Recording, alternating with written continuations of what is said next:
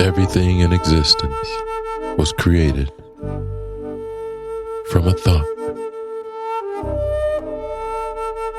Earth and other planets, stars, animals, insects, vegetation, the oceans,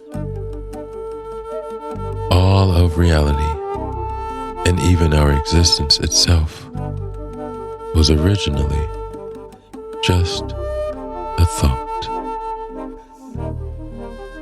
Thoughts are the most powerful force in the world. Your reality is defined by your thoughts, and today's calamities are a result of the ill thoughts we have towards others. Not only strangers and enemies, but also our families and friends.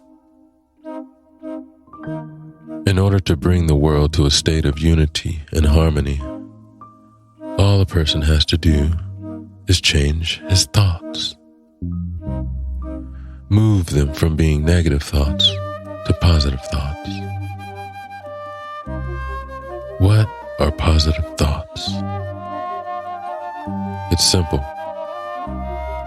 Thoughts that you would like to have directed towards you are the same thoughts to direct towards others.